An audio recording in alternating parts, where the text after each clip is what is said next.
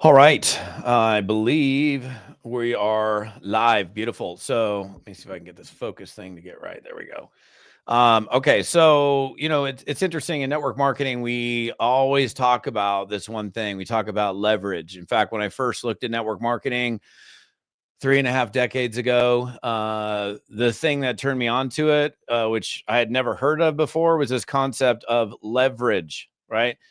And leverage, one definition, or at least it's not necessarily a definition, but what that means, just in case you don't know, is if we're looking at network marketing, the ability to earn income on the efforts of other people. Okay, that to me made a lot of sense, right? Every company and around the world does that, right? That's how every company operates. Like the CEO is leveraging, or the owner is leveraging the efforts of all these other people that make everything work, right? And network marketing is, I mean, different than traditional business, of course, but you have this beautiful concept of leverage.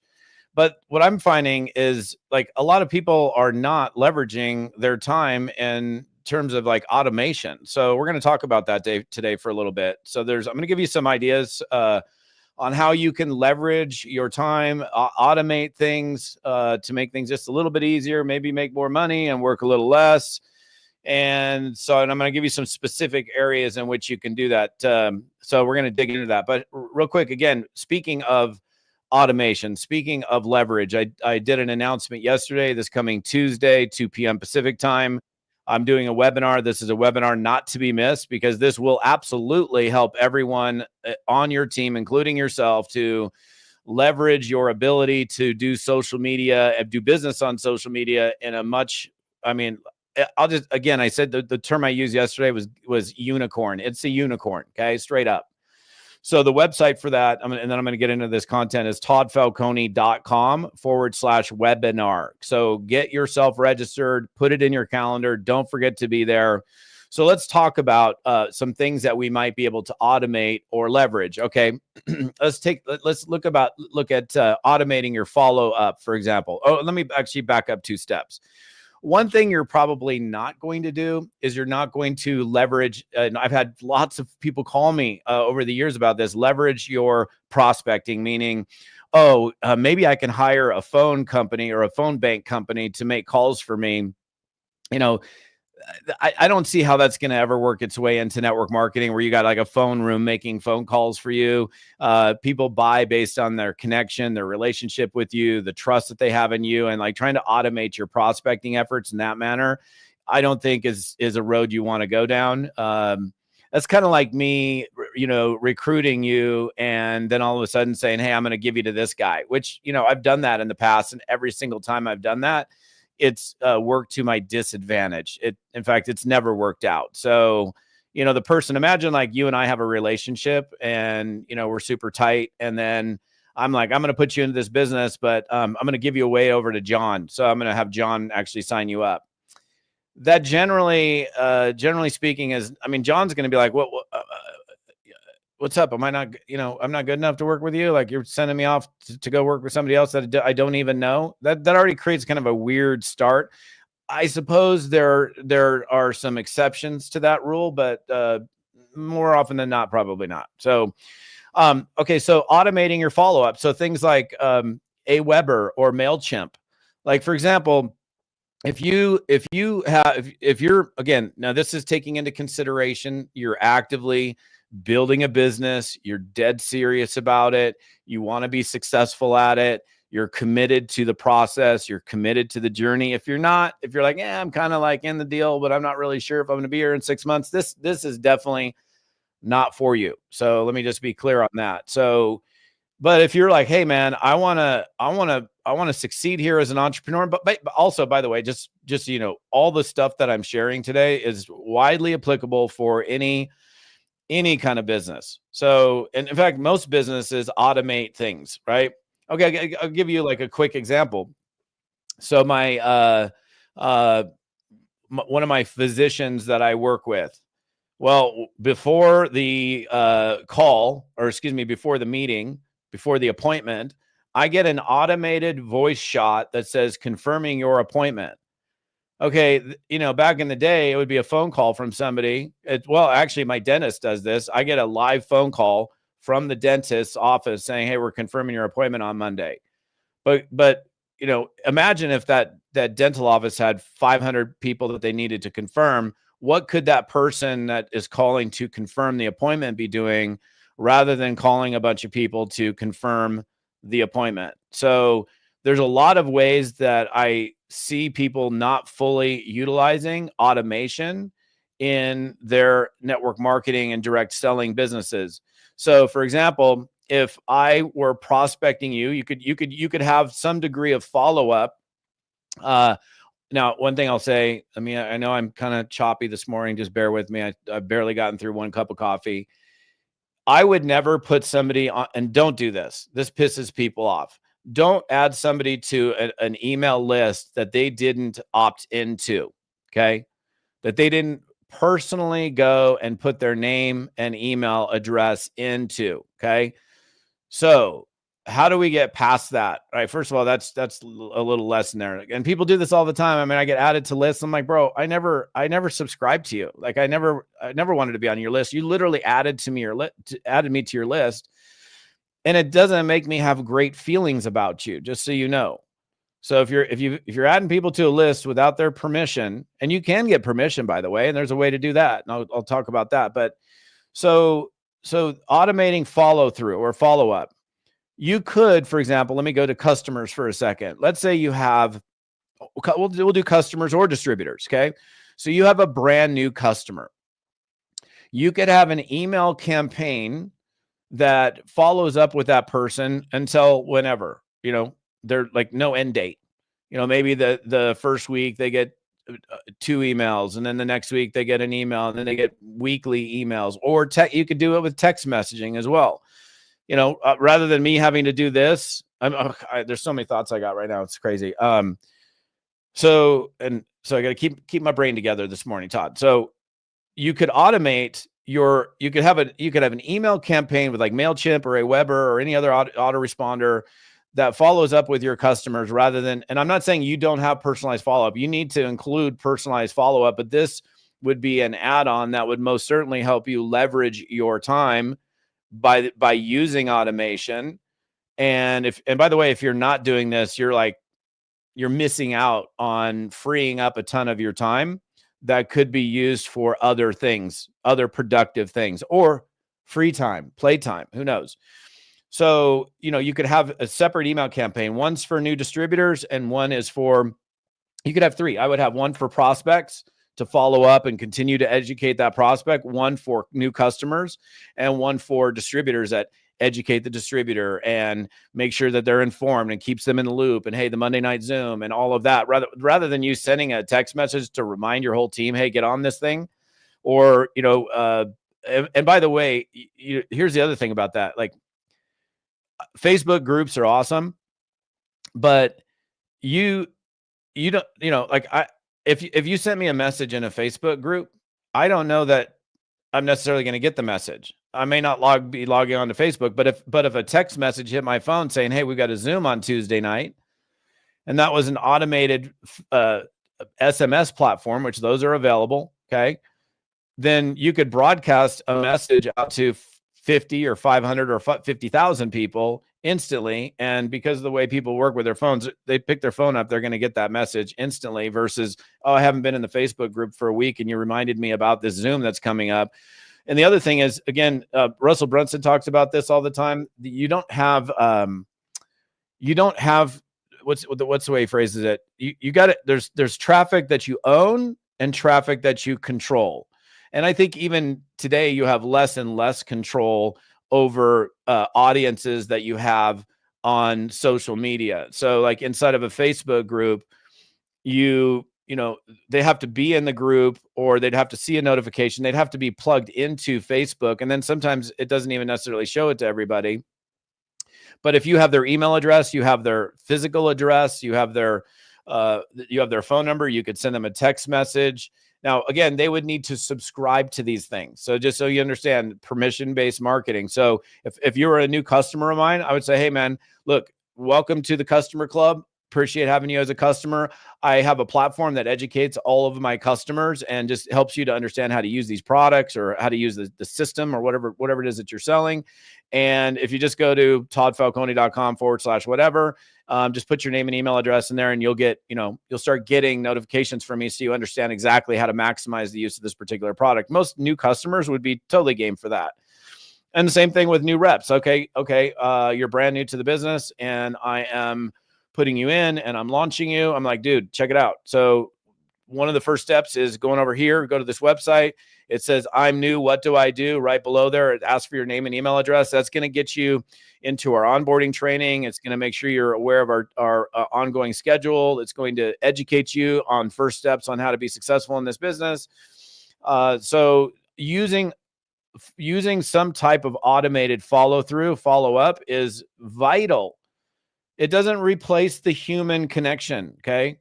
And people have tried to do this for years. People have tried to like totally automate network marketing. And then they bring me in to speak as the wise, more, I don't want to say more mature. I don't like to use the word old, but the guy that's got more experience and actually knows that you can't just build a network marketing business by hiding behind a computer screen and a keyboard. Yes, you can use automation and will most certainly maximize your productivity and free up tons of your time. So the reason I wanted to do this live this morning is just, I still see it to this day. I'm like, why would you not maximize your opportunity to free up time to do other activities, whether it's leisurely activities or more productive business activities? Social media. Okay. So there's things like Hootsuite and CoSchedule where you can have a calendar set up where all of your broadcasts go out. That's cool. That's powerful. I'm using Leverage right now. I'm using a live streaming platform. This is being streamed via StreamYard. And instead of me having, check this out.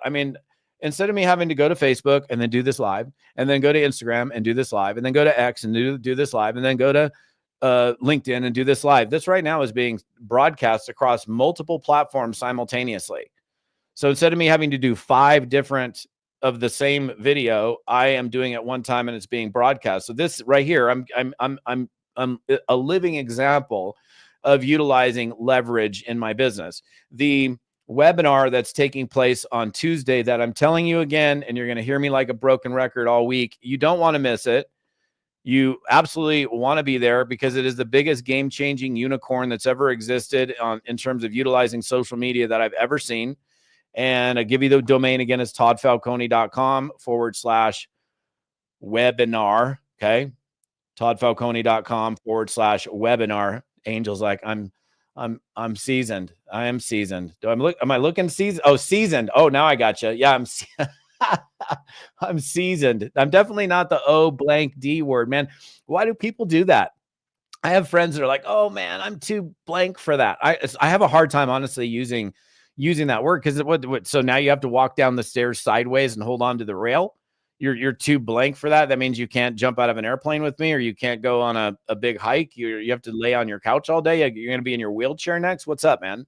So I don't know. I'm not a brain expert, but I think that, just using common sense, if you keep telling yourself, oh, I'm too blank for that, all of a sudden your cells begin to change and they start to believe it. And you're like, oh, well, I'm going to weaken this body because this guy keeps telling himself that, oh, we shouldn't be doing that. We should go on the defense mechanism and weaken every aspect of our being. So I don't know if you're in your whatever age you are, I hear it all the time. And I correct people all the time when I'm like, you got to stop using that word, dude.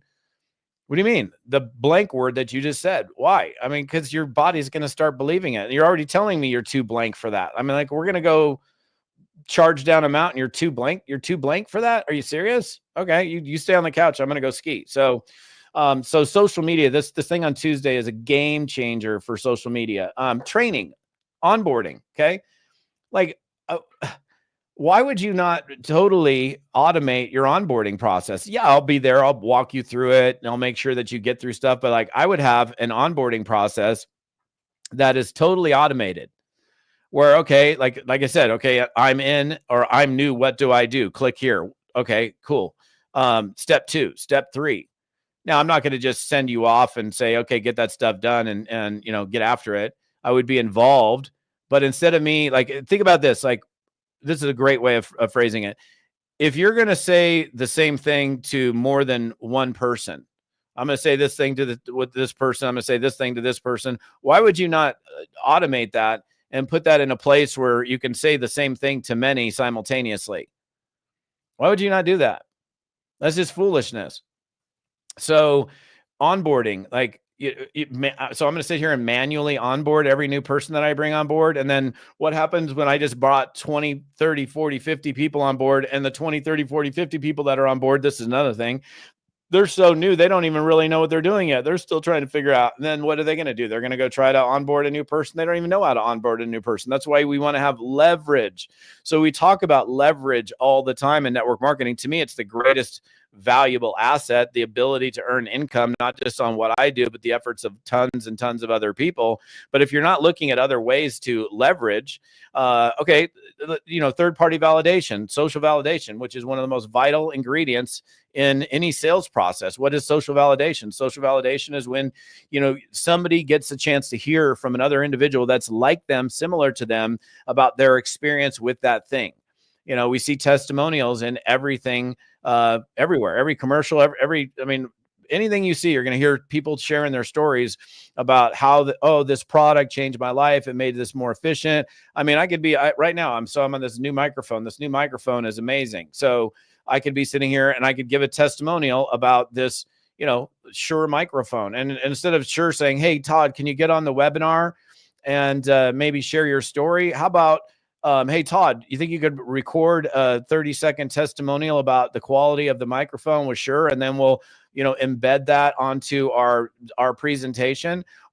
If I was you, what I would do is I'd be like collecting as many stories as many as possible, putting them on a website, and then even categorizing them. Where, oh, you got a brand new person. Okay, I have a stay-at-home mom with 6 kids, who's a single stay-at-home mom. You got any woman that is able to raise their children by themselves. Kudos to you. I praise you, honor you, respect you. And then running a business at the same time. If you got 6 kids, that's like 6 little businesses you got. You got that 6 jobs you got, and then you got this thing because you want to take care of your kids even better. Yeah. So automation, like the idea of like social validation. What you could even better yet, I don't know if you're I could let me finish again, I've only had 1 cup of coffee. You got to bear with me this morning. Okay. 1 cup of coffee. So, and I've been burning the candle at both ends like 15 hours a day. So if I was talking to stay-at-home mom, I've got a video, a 1-minute video, 2-minute video of a stay-at-home mom. I'm going to text it to you. Rather than me call the stay-at-home mom and say, "Hey, can you jump on this call with me and share your story?" Bang, I can text it to you. If I'm on the phone with a fireman and I've got a fireman in the organization, I'm like, "Hey, dude, check this out." Bang, I send the audio recording, send the video recording of this person sharing their story. So third-party validation is huge. Presentations. Why would you not leverage yourself with presentations? I still see people do this where they have 1 live presentation a week. So what the hell do people do all week long? We got a Tuesday night live opportunity presentation. Okay, well, I'm just going to wait until Tuesday. I'm going to wait until Tuesday. That's what your team's going to do. They're just going to wait around until they can get some people on the Zoom or the call on Tuesday, which is foolishness. I'm not saying there's anything wrong with a live presentation. I think live opportunity presentations are powerful, but the only way, by the way, just so you know, the only way a live presentation format works, okay? And it's the same thing with like a Facebook ATM group. The only way a Facebook ATM group works, this is the only way, period, end of story. Somebody asked this question the other day. What is ATM? Ad tag message, okay? I'm not going to get into training on that today, but that's what that stands for, ad tag message. Very powerful way of utilizing, by the way, tons of social validation. That's really one of the dominating factors in a Facebook ATM group is people get to see and hear from tons of other people that are on this product or in this business. But the only way a live presentation schedule will work, and trust me when I say this, because I've done many, many, many, many, many of them, is you have to have everybody on board with it. Because if you if you're doing a live presentation and you're talking to your friend, oh my gosh, we're crushing it in this business, bro. This is amazing. You're gonna love this thing. And then he gets on the Zoom and there's two people. One's eating potato chips off of her boobs, and the other one is, laying on the couch sideways with a pizza that's with dribbling, grease down his face. And those are the two people on your Zoom. First of all, that's kind of not really attractive. By the way, stand up in your Zoom, sit up in your Zooms. Okay, I know I'm kind of going in different directions again because my brain does that sometimes, but don't be hopping on no Zoom in horizontal mode. It doesn't look good. Make sure your camera's in a good spot. Make sure, if your camera's not coming up from down here because it's looking at your 5 chins. In my case, I only had 2, but I think I'm down to 1 now, if I'm not mistaken. I still have the beard, so I think I'm down to just 1 chin, thank God. So, Zoom etiquette, obviously important, but again, if you're going to do a live presentation, nothing wrong with it, but you have to get everybody on board, because then and only then will the impact be significant, because you'll bring a prospect in. I remember back in the conference call days, it was so cool. I had a guy last week. I went on one of their team. It was actually a team call, which was super cool. I'm like, conference call? He's like, yeah. I'm like, awesome. Because I ran a conference call for 18 years straight every Monday night, and, kind of moved everything to video and Zoom. But, we were doing opportunities. I even say Zoom now, opportunity calls. And when we were doing those opportunity calls, we would have 700 to 1,500 people hopping on a conference call at the top of the hour. If you're a prospect and you're hearing beep, beep, Chicago, New York, beep, beep, you're sitting there as a prospect going, what the hell is going on here? I haven't even heard anything, but there's 1,000 people here. I've never even been, and most people have never been on a conference call with 1,000 people. So what does that do? That makes that, again, right there, even that in and of itself is social validation. Because they're hearing from, and the presentation hasn't even started yet. So, but if they get on there and you're like, hey, as you're joining the call, give us your name, tell us where you're calling from. Hello? Anybody there? Hey, as you're joining the call, this is Todd Falcone. We're going to get started here in 3 minutes. If you're just joining us, we'd love to hear from you. Where you give us your first name, tell us where you're dialing in from. That's just not. And then you got the one prospect, and he's like, bro, I thought you told me this thing was jamming. Not jamming. So again, I know I'm kind of whatever. I'm not changing the subject, but if you're doing yes, leverage is important. And the other thing is, if you're doing a live Zoom schedule, and a lot of people do this, okay? If you're doing a live Zoom schedule and you're doing live presentations, why would you not record every single one of them? Every single one. You're not going to use every single one, but boom, finally you nailed it. And and it's just bam, we nailed that one. Well, you nailed that one. Oh, doesn't it make sense then to take that recording, embed it on a website for 24/7 access? Maybe they can, that's not going to replace the live, but that way people can be promoting all week, and then you do the live one, and then they get to experience the whole thing with the live one. So your calendar, booking in your calendar, there's a piece of software called Calendly. And so somebody can just, you figure out what your open times are, and you can say, hey, look, schedule it in my Calendly. So there's a lot of things that you can leverage. Okay. Shorts and reels. Okay. Oh my gosh. So before AI, by the way, I'll say this, if you're not using AI in your business, okay, I get it. Some people, I'm scared of it. It's good. It's going to become sentient, and it's going to, a human AI is going to come out of my computer and bite me. No, it's not. But here's the thing. AI is not going anywhere. So for you to not be on board with it is foolishness. In fact, you're going to hear on Tuesday on this webinar how AI can work to your advantage and totally help you to, it's just, again, I'm not going to spill any beans. I'm just going to tell you straight up, this webinar Tuesday is for your entire teams, is going to change the landscape of how they're able to win on social media. Because here's the thing, a lot of people come into this business, they're not me, they're not another influencer, they don't have years of experience of being on camera, or coming up with creative ideas or engaging with a larger audience. They got 382 friends on Facebook and they post once a month, and now you're trying to get them to build their business on social media. Nah, it's not going to work out very well. In fact, there are some organizations. I have a woman, I'm actually writing the foreword of her book. She went into an organization, and she's a very successful executive, but she's not really on Facebook. So in her case, she's like, I'm not even on Facebook, like, ever. Like, I don't even have a Facebook page. So for her to actually win in that particular company, she had to start a Facebook page from scratch and then start developing an audience. And she didn't stay with that company because they didn't have any other assets, any other resources. Speaking of that, let me also just say this. I know where I'm going. Don't worry. It's foolish of you as well, because this is actually, no, this is leverage. Okay. This is a different definition of leverage. Why would you minimize your ability for your organization to grow exponentially by only having Facebook as your one and only game?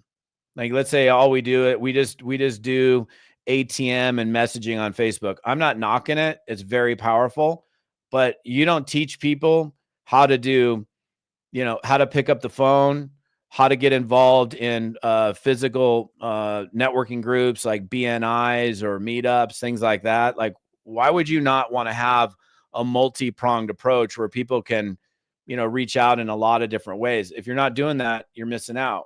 So what else can we automate? Okay, let me go back to reels and shorts. So I was paying a dude $1,000 a month for 30 reels. So I would take a long form video, and this long form video was, 10 to 20 minutes.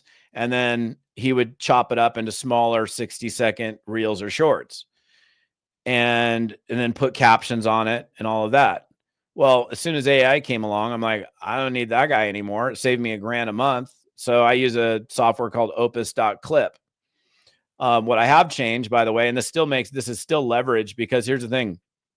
I can go, like yesterday, I recorded like 14 shorts. The thing about, and I'll just give you a little like insider advice. If you're trying to take long form video and bring it into smaller chunks, then the challenge is, like, if you get used to going onto whatever it's Instagram or Facebook, and you're scrolling, or somebody is scrolling, it's the title or the caption or whatever it says that stops you. And so it's called a hook. Like, what's going to stop me dead in my tracks and make me click on it? The problem with taking a long form video, from my personal experience, is, okay, that means that I'd have to, let's say I had a 10-minute video and there was 10 salient points in that video. I would have to mentally go, oh, I need to make sure I have this hook for this next one that I know is going to be chopped up into a short. What I've done now is, instead of me taking a 10-minute video and shortening it, like, for example, what I did yesterday is I just let the camera fly, and I did 10 different, this focus keeps changing. I'm gonna have to lock that focus in. What I did is I took I did 10 different 1-minute clips. Then I threw it into Opus.clip, and it put the captions on it and just finished it up for me. And because I'm either gonna, I don't know how you are with editing on video. Like, I don't know how to put captions, like the kind of captions that we have on video. I can't, and I could probably figure it out, but it would take me hours and hours and hours of wasted time, not leveraging. And I would ultimately end up, it wouldn't be a good deal. So it would be me wasting tons and tons of time. And instead I just throw it into Opus.clip, throws the captions up, done deal. So that's something that you can do. And also, what about delegation? Like, a lot of times networkers are pretty bad at delegating. They, because here's the thing about, here's the thing about this business that's different than other businesses. Everybody has the same roles and responsibilities. In a typical corporate hierarchy, you've got a president, CMO, CFO, COO, all those other VP positions. They all have different roles and responsibilities. And so one of them's in charge of finance, one of them's in charge of marketing, one of them's in charge of sales, one of them's in charge of operations. But in network marketing, we're all doing the same thing. Everybody's recruiting and acquiring customers. Everybody does the same thing, whether you're a brand new person or you've been in the game for a long time. And so leaders, and I'm talking from personal experience. I've had a very hard time because going from being, 18, 19 years in the field to then running a training company. It's like, I was so used to doing it all on my own that like delegating tasks and responsibilities to other people was very hard for me. It's like, I didn't want to let go. So I'm pretty good at letting go now, but before I was not really good at letting go. So what kind of roles and responsibilities, leadership roles, can you delegate to other people on the team?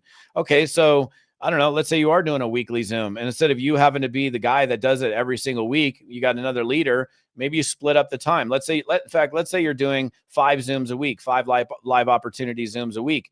I mean, that would be pretty exhausting for me to get up there 5 times a week and do it. Well, Monday it's Todd, Tuesday it's Tuesday, Wednesday it's Bob, Thursday it's so-and-so. So all I got to do is show up once a week, and I'm leveraging, the existing talent on the team to be able to do some of this other stuff. So there's a lot of things. Just think to yourself, like, what can I sub off to somebody else?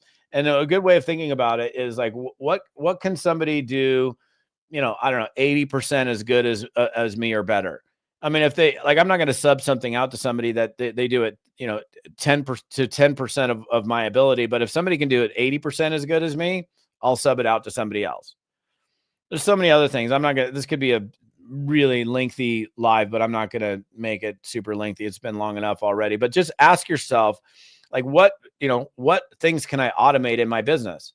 I mean, look, I'll be super honest with you. Like, social media can be a pain in the rear sometimes. So like, it's hard. Like, I mean, I'm on Instagram, Facebook, LinkedIn, X, not on TikTok anymore, but like whatever. Like, and so I got to go in all these different places. What if you had a strategy, a tool that helped you to cross-platform, be able to push out valuable content, be able to engage, create more engagement, begin conversations with people, and you didn't even really have to think about it. You're going to learn about that on Tuesday. So whatever you do, bang, be there Tuesday. I've had enough for that's what happens sometimes. It's all good. So Tuesday, 2 p.m. Pacific time is when we're doing this webinar. Love for you to be there. We're unveiling this thing. It's super cool, man. I mean, it's honestly, it's beyond super cool. It's I don't know what the right word is, but for me to like step up and do a big webinar and hammer the message, just ask yourself, when was the last time Falcone did a big webinar? I know, I can't remember either. Exactly. So Tuesday, 2 p.m., toddfalcone.com/webinar. It's free, but that's where you go to register. toddfalcone.com/webinar. And I'm out. You guys have a good one, and we'll see you on the next live or whatever.